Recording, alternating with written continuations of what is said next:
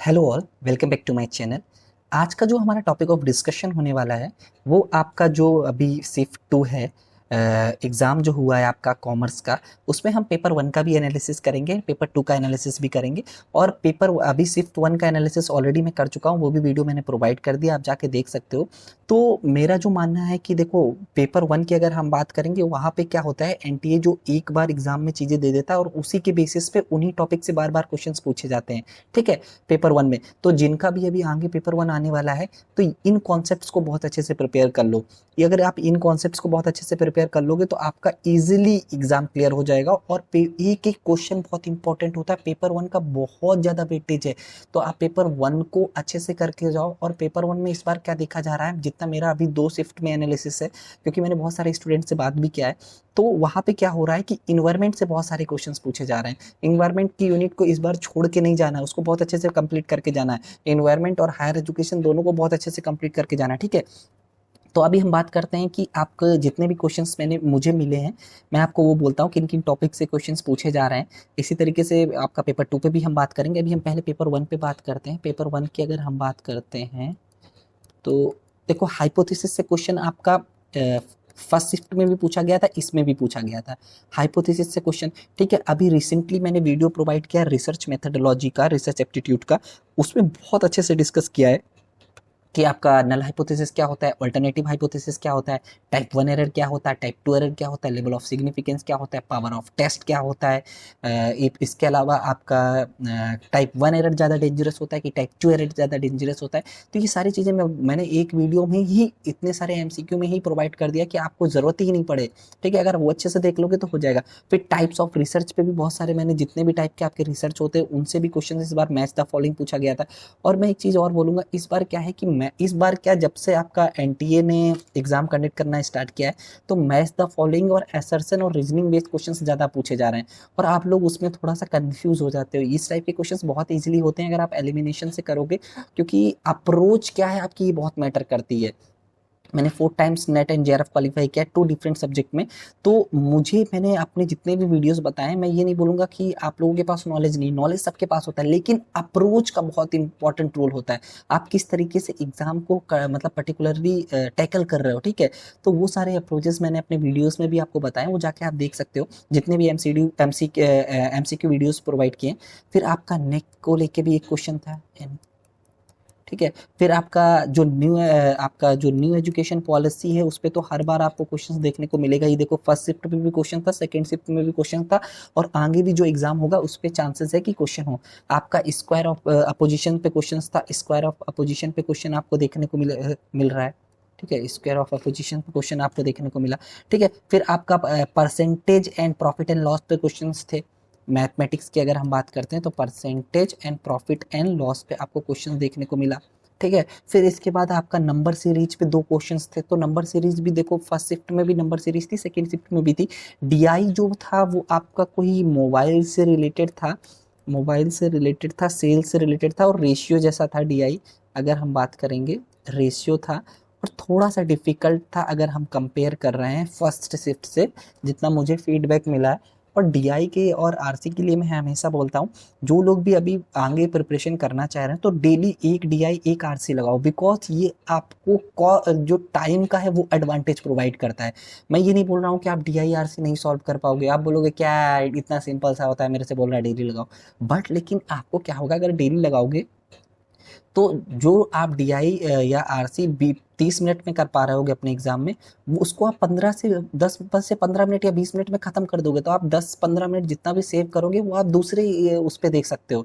तो ये बहुत इंपॉर्टेंट रोल है, क्योंकि अभी टाइम मैनेजमेंट बहुत इंपॉर्टेंट हो गया है। ठीक है, फिर वाटर पॉल्यूशन से क्वेश्चंस आपको देखने को मिले, वाटर पॉल्यूशन से भी क्वेश्चन देखने को मिल रहा है। मैं थोड़ा शॉर्ट में लिख रहा हूँ। फिर आपका एमडीजी जो है, मिलेनियम डेवलपमेंट गोल्स, उससे क्वेश्चंस देखने को मिले। वायरस से क्वेश्चंस आपको देखने को मिला है इस बार। इन्वायरमेंट से काफ़ी क्वेश्चन है। आरसी भी आपका इजी था, कुछ कम्युनिकेशन से रिलेटेड था, ज़्यादा टफ नहीं था। आरसी दोनों शिफ्ट में इजी था, तो ये मान के चलो आरसी अभी आपका इजी ही आएगा। बट डीआई जो है थोड़ा सा डिफिकल्ट आ रहा है, जितना सुनने में आ रहा है। ठीक है, लर्निंग की थ्योरी थी, मास मीडिया से इस बार क्वेश्चंस देखने को मिल रहे हैं। मास मीडिया से क्वेश्चन देखने को मिल रहा है। फालिसी जो है आपका, उससे भी क्वेश्चंस ऐड होमिनियम जो होती है उससे क्वेश्चंस देखने को मिल रहा है। एज से क्वेश्चंस था फादर की, और एक जो उसका सन है उसके एज से क्वेश्चंस थे। ठीक है, फिर आपका एंसेंट जो एजुकेशन है उससे क्वेश्चंस था। ठीक है, फिर आपका जो मेमोरी बेस्ड लर्निंग होता है, ठीक है, जो आपका यूएलटी जो होता है, प्लस आपका रिफ्लेक्टिव लेवल टीचिंग, आपका मेमोरी लेवल टीचिंग, और ये इन तीनों से आपका मैच द फॉलोइंग क्वेश्चन था। ठीक है, फिर आपका टीचिंग स्किल से क्वेश्चन था। बहुत सिंपल सिंपल से क्वेश्चंस हैं, उतना टफ नहीं है, बट लेकिन थोड़ा सा रिसर्च इथिक्स से देखो क्वेश्चंस पूछे जा रहे हैं। अभी रिसर्च पे मैंने बहुत सारे वीडियोस बनाए हैं, रिसर्च पे भी बहुत क्वेश्चंस पूछे जा रहे हैं। तो रिसर्च का अगर आप वो देख के जाओगे उतने से काम हो जाएगा। रिसर्च इथिक्स क्या होता है, प्लेगरिज्म क्या होता है, टाइप्स क्या होते हैं, ठीक है, तो वो सारा पी वैल्यू से क्वेश्चंस था, लेवल ऑफ सिग्निफिकेंस से क्वेश्चंस थे। ठीक है, पी वैल्यू से क्वेश्चंस थे। मेथड ऑफ रिसर्च, यूआरएल क्या होता है, देखो इतना सिंपल सा क्वेश्चन, ये हर बार बहुत बार पूछा जाता है। एचटीटीपी फर्स्ट शिफ्ट में भी पूछा गया, सेकंड शिफ्ट में भी पूछा गया। ठीक है, मैच द फॉलोइंग था। इम्पैक्ट प्रिंटर क्या होता है, ठीक है, इम्पैक्ट प्रिंटर क्या होता है, इस पे क्वेश्चंस थे आपके। पॉल्यूशन पे क्वेश्चंस थे। एयर क्वालिटी इंडेक्स पे फर्स्ट पे भी आपका क्वेश्चंस था, और सेकंड पे भी एयर क्वालिटी इंडेक्स पे पूछा गया है। ठीक है, फिर आपका कार्बन मोनो डाइऑक्साइड से उस क्वेश्चंस था। टाइप्स ऑफ रिसर्च ऑलरेडी बोल चुका हूँ। लेवल ऑफ सिग्निफिकेंस से क्वेश्चंस पूछे गए थे। सिंपल इंटरेस्ट, कंपाउंड इंटरेस्ट क्या होता है, सॉफ्ट स्किल्स क्या होती हैं, इफेक्टिव क्लासरूम कम्युनिकेशन क्या है। ठीक है, फिर आपका बैरियर से क्वेश्चंस थे, पिन मनी से क्वेश्चंस थे। तो ये बहुत सिंपल सिंपल से क्वेश्चन है, बहुत ज़्यादा टफ नहीं था कि एग्जाम की बहुत ज़्यादा टफ हो। इजीली आप इसको कर सकते थे, मॉडरेट लेवल का एग्जाम था।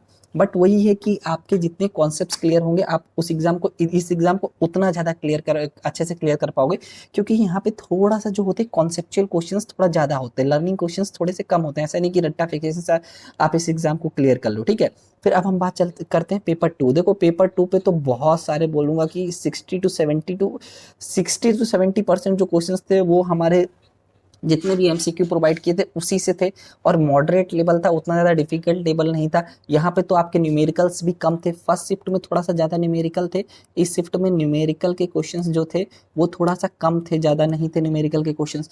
पार्टनरशिप से आपका न्यूमेरिकल का क्वेश्चन था एक, ठीक है, पार्टनरशिप से था। फिर आपका पॉइजन डिस्ट्रीब्यूशन के बारे में पूछा गया। ये देखो मैंने इन सबके इंडिविजुअल वीडियोस बनाए हैं, ठीक है, आप जाके देखो, जाके इंडिविजुअल वीडियोस हैं, अगर आप एक बार अच्छे से देख लोगे तो आपके सारे कॉन्सेप्ट्स क्लियर हो जाएंगे। आरसी जो था, देखो आरसी मैंने बोला था ना, आर कहीं ना कहीं सेम ही होता है। आरसी जो था वो आपका प्री पेंडेमिक के बारे में बात की गई थी, प्री पेंडेमिक के बारे में बात की गई थी। वहाँ पे जो आपके माइक्रो इकोनॉमिक्स इंडिकेटर्स थे, ठीक है, जीडीपी था, उन पे बात हुई थी। यूपीआई पे आपका आरसी था, ठीक है। फिर इसके बाद हम बात कर रहे हैं आपका मैस्लो नीड हायरार्की। इस पे बहुत सारे क्वेश्चंस ऑलरेडी मैं बहुत क्वेश्चंस कराया हूँ, जो basic need, security need, social need, self esteem need, self actualisation need, ठीक है, ये सारे क्वेश्चंस अच्छे थे। फिर आपका ये आप देखोगे जाके इकोनॉमिक्स पे कि marginal revenue and marginal cost में जो रिलेशनशिप है, इसको भी मैंने बहुत अच्छे से बताया है। ट्रांजेक्शन एक्सपोजर क्या होता है, इसको मैंने अपना जो इंटरनेशनल बिजनेस का वीडियो है उस पर बहुत अच्छे से बताया। इलास्टिसिटी ऑफ गुड्स के बारे में बात की गई थी। Complementary goods, substitute goods, market structure पे हर बार क्वेश्चन आपको देखने को मिलेगा ही मिलेगा, जिसमें से ओलिगोपोली पे सबसे ज़्यादा क्वेश्चंस आपको देखने को मिलते हैं। तो ओलिगोपोली और आपका जो मोनोपोली है उस पर क्वेश्चन आपको देखने को मिला इस बार, ठीक है।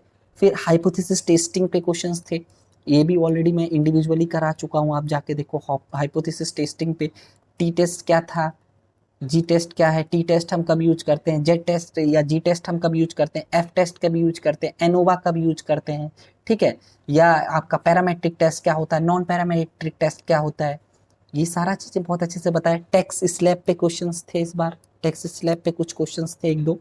आपका कॉस्ट ऑफ इक्विटी आपको काउंट जो था वो फाइंड करने के लिए बोला गया था, कॉस्ट ऑफ इक्विटी। आरबीआई पे हर बार क्वेश्चंस आपको देखने को मिलेंगे, फाइनेंशियल इंस्टीट्यूट वाला जो वीडियो बनाया है उस पर आप जाके देख सकते हो। बेसल नॉर्म्स पे भी इस बार क्वेश्चन था, ये बहुत इंपॉर्टेंट है बेसल नॉर्म्स। ऐसा नहीं कि बहुत ज़्यादा मतलब ऐसा क्वेश्चन नहीं कि आप जो एक्सपेक्टेड नहीं करो वो क्वेश्चंस आ जाएं, तो वैसे कोई भी क्वेश्चंस नहीं थे, ठीक है। गुडविल पे क्वेश्चंस देखने को मिल रहे थे इस बार, गुडविल पे भी क्वेश्चन आया है इस बार, ठीक है। ह्यूमन रिसोर्स मैनेजमेंट अकाउंटिंग का जो क्वेश्चन था वो प्रैक्टिकल क्वेश्चन आया इस बार, ठीक है। फिर आपका टैक्स प्लानिंग से क्वेश्चंस था, टैक्स प्लानिंग से क्वेश्चंस था, ठीक है, अच्छा क्वेश्चन है। फिर अगर हम बात करेंगे आपका जो सैलरी से रिलेटेड कोई क्वेश्चन आया था जो कि पीछे उसमें फर्स्ट में भी पूछा गया था, फर्स्ट शिफ्ट में पार्टनरशिप से रिलेटेड क्वेश्चन था, ठीक है। अब देखो फर्स्ट शिफ्ट में आपसे रिग्रेशन के बारे में पूछ लिया, सेकंड शिफ्ट में आपसे कोरिलेशन के बारे में पूछा था। देखो रिग्रेशन कोरिलेशन बहुत इंपॉर्टेंट है, इनको बहुत अच्छे से पढ़ के जाना है क्योंकि इस पे बार बार क्वेश्चंस आपको देखने को मिलता है। अभी मैंने एक वीडियो प्रोवाइड किया था जिसमें पूरा मार्केटिंग खत्म किया था, मार्केटिंग का जितना है इस सारा आपका 2 to 3 आवर में 2 आवर में पूरा मार्केटिंग खत्म किया। इसी तरीके फाइनेंस पे भी मैंने क्रैश कोर्स दिया था। फाइनेंस के थोड़ा सा क्वेश्चंस इस बार कम रहे हैं, I don't know why, finance पे क्वेश्चंस थोड़ा सा कम हुए हैं और बिजनेस मैनेजमेंट या ऑर्गेनाइजेशन बिहेवियर जिसको बोल रहे हैं उस पर थोड़ा सा क्वेश्चन इस बार कम रहे, बट ठीक है कोई नहीं। सेगमेंटेशन पे क्वेश्चन था, एसटीपी पे क्वेश्चन आपसे पूछा गया था, ठीक है। निगोशिएबल इंस्ट्रूमेंट एक्ट पे क्वेश्चन आया था जो कि 8081 है, उस पे आपका कुछ इंस्ट्रूमेंट से कुछ रिलेटेड था।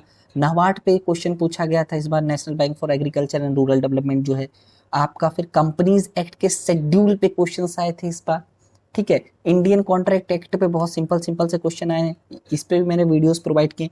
जीएसटी ये थोड़ा सा डिफिकल्ट क्वेश्चन आया था, चैलेंज जो जीएसटी के चालान है उससे रिलेटेड क्वेश्चन था। फिर सीएसआर ये तो बहुत सिंपल सा है, कॉर्पोरेट सोशल रिस्पॉन्सिबिलिटी, ऑलरेडी मैंने इस पे बात किया है। आईटीआर के जो आपके जो स्टेप हैं उस पे क्वेश्चंस था, मैच द फॉलोइंग। डेप्रिसिएशन पे क्वेश्चंस थे, अपॉर्चुनिटी कॉस्ट क्या होता है, सेक्रीफाइस कॉस्ट जिसको भी हम लोग बोलते हैं। एमएम अप्रोच से देखो यहाँ पे एक क्वेश्चन आया at least, MM approach I think मुझे बहुत ज़्यादा स्टूडेंट ने जितना भी फीडबैक दिया है वो फाइनेंस का थोड़ा सा कम बोल रहे हैं कि फाइनेंस पे उतना ज़्यादा क्वेश्चंस नहीं थे। आप लोगों में से जो भी लोग एग्जाम दिए हो तो बताइएगा फाइनेंस के क्वेश्चन ज़्यादा थे या कम थे, ठीक है। फिर आपका एग्रीमेंट क्या होता है, ऑफर प्लस एक्सेप्टेंस कुछ रिलेटेड था, ठीक है। स्टैंडर्ड कॉस्टिंग हर बार पूछा जाएगा, स्टैंडर्ड कॉस्टिंग को तो बहुत अच्छे से प्रिपेयर करके जाओ, हर बार हर बार इस पे क्वेश्चंस पूछे जाते हैं। आपका परफॉर्मेंस अप्रेजल की टेक्निक से क्वेश्चंस पूछे गए हैं, ठीक है। तो मैं अभी जो लोग भी एग्जाम की प्रिपरेशन करेंगे फ्यूचर में उनको मैं ये बोलूंगा कि देखो अपने कॉन्सेप्ट्स को क्लियर करो। मैं नहीं बोल रहा हूँ कि बहुत ज़्यादा क्वांटिटी पे आप पढ़ो, आपको अपनी क्वालिटी पे फोकस करना है, अपने कॉन्सेप्ट पे फोकस करना है। मैंने प्रॉपर स्ट्रेटेजीज बताई कि क्या क्या स्ट्रेटेजीज आपको यूज करनी चाहिए, ठीक है। एंड मैंने बहुत सारे वीडियोस भी प्रोवाइड किए हैं, ये थोड़ा सा ओल्ड है, अभी मैंने 3000 से ऊपर वीडियोस प्रोवाइड कर दिए हैं आपका जो है कॉमर्स पे, और मैंने आपको बताया कि आपको एक क्वेश्चंस को कैसे टैकल करना चाहिए। उसी तरीके 7 मिनट सीरीज जो बहुत इंपॉर्टेंट क्वेश्चंस आपके कॉमर्स में हैं उनको बहुत अच्छे से बताया है, प्लस रिसर्च मेथडोलॉजी की पूरी यूनिट जो है इस पे कवर की है। इसी तरीके से फाइनेंस एंड अकाउंटिंग की पूरी यूनिट कवर की है, आपको हर क्वेश्चन मिलेगा। इसी तरीके से अभी एक और प्ले लिस्ट में आप जाके देखोगे उस पर मार्केटिंग का भी प्ले लिस्ट बन गया है, ये थोड़ा सा पुराना है तो मार्केटिंग पे भी उसी तरीके से सारा कुछ प्रोवाइड किया है। एंड एक और चीज मैं बोलूंगा कि आपको किसी से रिलेटेड कुछ भी डाउट हो मैं डेफिनेटली आपका रिप्लाई करूंगा, बट आपका क्वेश्चन जेन्युइन होना चाहिए। आप मेरे से इंस्टाग्राम पे आके जुड़ो, आपका जो भी डाउट है, जो भी आपको जैसा भी स्ट्रेटेजी जो भी डाउट होगा वो मैं आपका क्लियर करूंगा। बट होता क्या है, बाई चांस आपने कोई डाउट पूछा, ठीक है, फिर मैंने आपको एक वीडियो भेजा क्योंकि मैं ऑलरेडी उस पर काम कर चुका हूँ, उस डाउट पे वीडियो बना चुका हूँ, तो मैंने उस डाउट पे आपको वीडियो भेजा, तो आप लोग उस वीडियो को नहीं देखते और देन आगे पूछना स्टार्ट कर देते, तो वो गलत अप्रोच है। आप पहले वीडियो को देखो क्योंकि मैंने बहुत टाइम देके प्रॉपर्ली अच्छे से वीडियो बनाया, क्योंकि ऐसा नहीं कि मैं बहुत सारे वीडियोस बनाता हूँ, मेरे वीडियोस थोड़ा सा कम होंगे, क्वांटिटी बहुत कम है बट क्वालिटी आपको मिलेगा। आपका सिलेबस का 80 to 90% मैं बोलूंगा कॉमर्स और मैनेजमेंट पे मैं खत्म कर चुका हूँ, जो कुछ बचा है वो भी मैं खत्म कर दूंगा नेक्स्ट टाइम के एग्जाम के आते आते, ठीक है। तो मैं हमेशा क्वालिटी पे फोकस करता हूँ, तो आप पहले उसको देखो, उसके बाद अगर फिर भी आपको कोई डाउट हो then we will discuss, even I will give my number, no problem. But before that गलत है ना, वो गलत अप्रोच है क्योंकि मेरे पास उतना टाइम नहीं, मैं खुद भी पीएचडी कर रहा हूँ बट आपके लिए इतने सारे वीडियोस लेके आ रहा हूँ। तो हाँ प्लीज़ वीडियो को शेयर करो और जितना हो सके चैनल को सब्सक्राइब करो एंड लाइक करो। Thank you.